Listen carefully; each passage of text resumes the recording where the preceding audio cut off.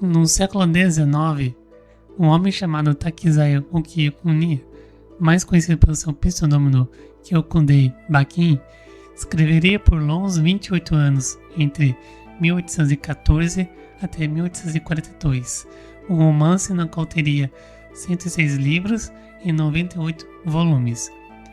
Esse romance teria várias adaptações e até mesmo seria uma grande influência para a cultura japonesa e inspiraria vários mangás, jogos e animes.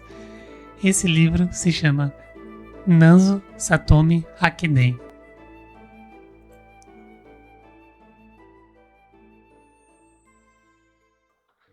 Nesse vídeo falarei sobre a obra Nanzo Satomi Hakiden, sobre o que é a obra e suas adaptações para cinema, TV e sua influência em jogos, animes e mangás. Então, antes de começar, eu devo dizer que por a obra ter 98 volumes e é praticamente impossível ser ela traduzida toda, eu dei uma pesquisada bastante para ver como que eu resumiria toda a história. Então, o que eu escrever aqui é o que eu consegui fazer para vocês entenderem como que é a história, certo? Então, vamos lá.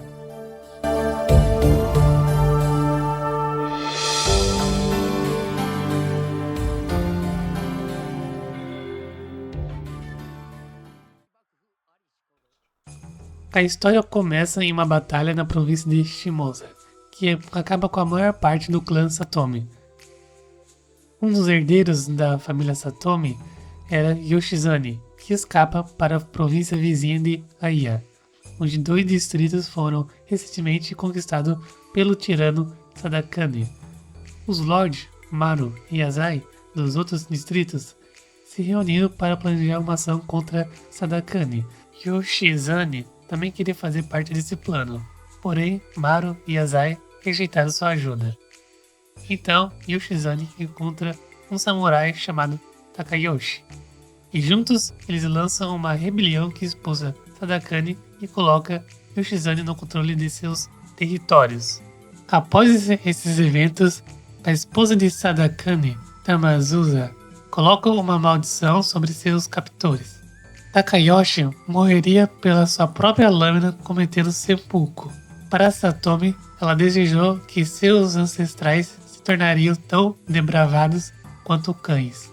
Pouco após isso, Satomi recompensa Takayoshi com mordomia de um castelo. Porém, mais tarde, Takayoshi acabaria cometendo seppuku por causa da sua maldição, na qual a esposa de Sadakane acabou colocando nele. Em seus últimos momentos, ele descobriu que tem um filho chamado Daisuke, que herdará suas terras em seu lugar.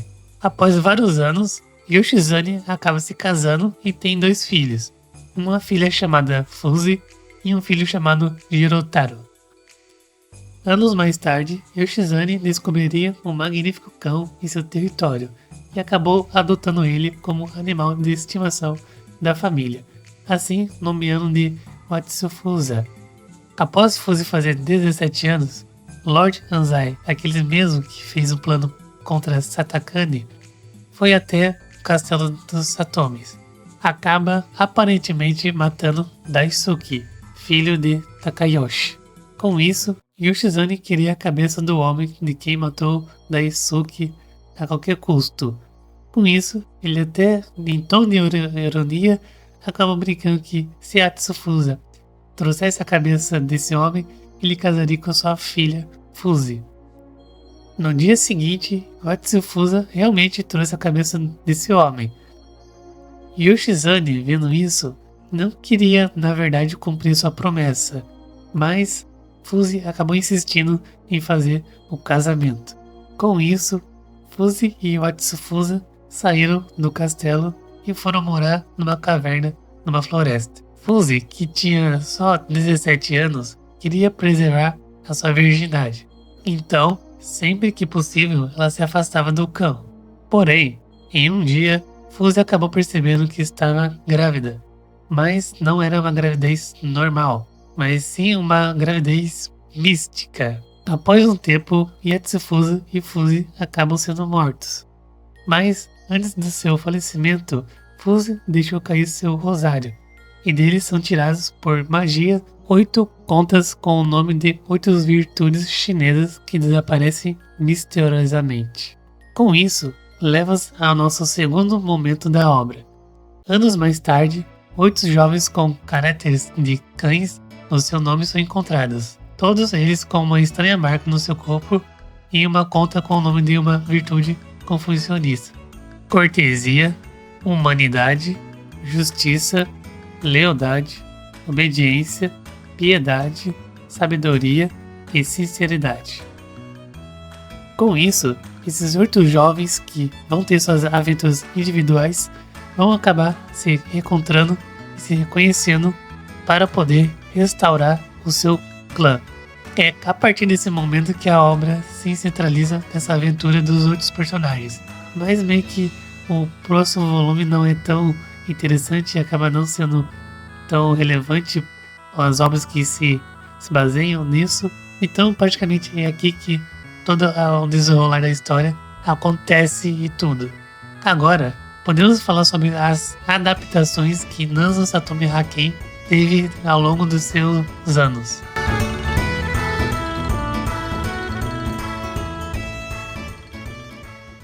Hakiden recebeu diversas adaptações tanto para TV quanto para o cinema, e também para animes e mangás. Como tem muitas adaptações de Hakiden, eu vou recomendar 2 que são as mais fiéis à história principal do livro.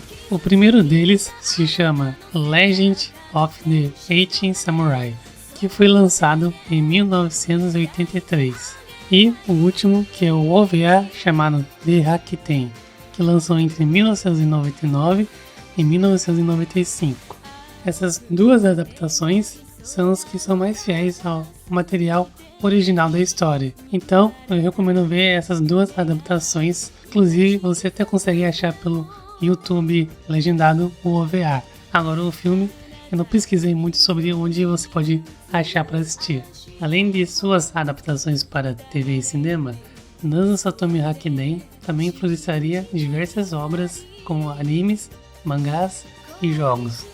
Então, nesse espaço, eu irei falar um pouco sobre as obras que são influenciadas de Nanzo Satomi Hakiden. A começar por 2 obras, que são Dragon Ball e Inuyasha, na qual ambos têm enredos sobre coleção de cristais mágicos ou bolas de cristais. Como em Dragon Ball, a gente tem as 7 esferas do dragão e em Inuyasha as joias de 4 almas. Além que eles também são híbridos humanos, na qual têm aparências semelhantes a animais. Isso semelha também aos 8 guerreiros com caráteres de cães, como é na história de Hakiden.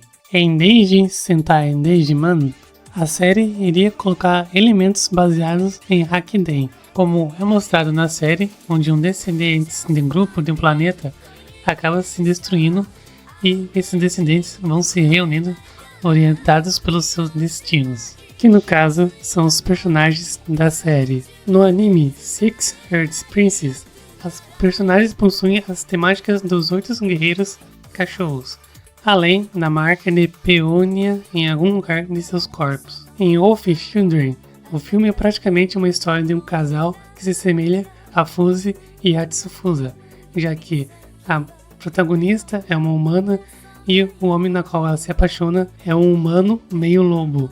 Em Cyber mais Zenkaiker Super Hero Senki, que é um filme crossover entre Super Sentai e Kamen Rider, onde o vilão do filme acaba transportando os personagens em diferentes mundos baseado em livro. Um baseado na Jornada do Oeste e outro baseado em Hakiten. Nanzo Satomi Hakiden também inspirou muitos jogos, por isso direi alguns deles. O primeiro dele é um jogo chamado Idol Hakiten, que é uma visual novel lançada para o Nintendinho ou NES. O conceito do jogo é uma reimaginação da história de Hakenten, onde você controla a idol principal e você tem que reunir mais 7 idols. Esse conceito é praticamente igual aos 8 guerreiros samurais e as personagens têm uma virtude específica que nem dos 8 guerreiros samurais. A Data West fez um jogo baseado também em Hakuten, que se chama Maken Hakuten Shada, que é um RPG bem semelhante à série Ys. Em Romance Saga, a história do jogo é uma história não linear, onde 8 personagens do jogo existem nesse mesmo mundo, e você também pode controlar eles, algo que é bem semelhante aos 8 guerreiros cães da história de Rakuten.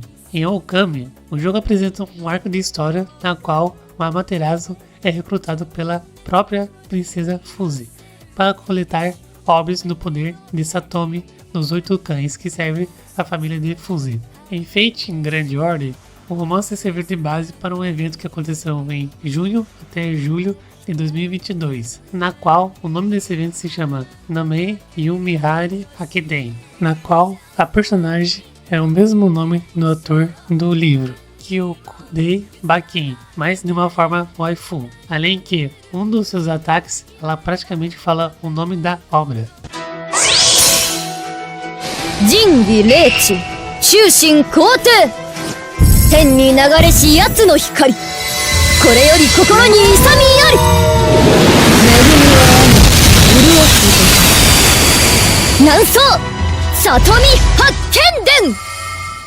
Agora, a última inspiração da história Rakuten é praticamente nos próprios JRPGs. Porque nos JRPGs você começa com um herói solitário, e quando você acaba viajando pelo mundo, encontra aliados que têm o mesmo destino ou até mesmo o próprio objetivo também, que é semelhante ao protagonista. Ambos também, às vezes em alguns jogos, os personagens têm marcas que também são semelhantes a eles, como por exemplo em Shin Megami Tensei Digital Devil Saga. Os personagens, em cada uma parte de seus corpos, tem uma marca, que nem nos 8 guerreiros cães, que também possuem uma marca em seus corpos, e ambos têm um destino parecido que nem dos personagens. No Suikoden, apesar de ser um jogo que é baseado em uma obra chinesa, ele também tem essa estrutura, onde você vai recrutando personagens para sua jornada, e você pode coletar vários outros personagens para sua jornada, são vários, mas praticamente a estrutura de Suikoden também é baseada mais ou menos em Rakuten. A série Tales of também se inspira muito em Rakuten, onde a gente tem um personagem que no começo é um personagem mais solitário na sua viagem, mas acaba encontrando vários personagens que também têm o mesmo objetivo parecido. Ou seja, o que eu quero dizer é que praticamente nos JRPGs você sempre vai encontrar esses elementos que você tem na história de Rakuten. Um herói que começa a sua jornada mais solitário e depois disso, quando mais passa a sua jornada, ele irá encontrar outras pessoas que também têm o mesmo objetivo e destino. E assim, vão formar um grupo para poder concluir sua aventura. Você percebe que em vários JRPGs tem esse tipo de história. Eu poderia ficar aqui falando com vários JRPGs que tem isso, mas você deve ter entendido como que funciona a narrativa dos JRPGs. E essa foi a história de Rakuten e por que ele é tão importante para a cultura japonesa. Então com isso, eu encerro aqui meu vídeo. Eu espero que tenha gostado. Se gostou, deixe um like, por favor. Se não gostou, deixe um dislike. E, bom, com isso, meu trabalho aqui está feito. A gente se vê no próximo vídeo, então. Boa noite a todos.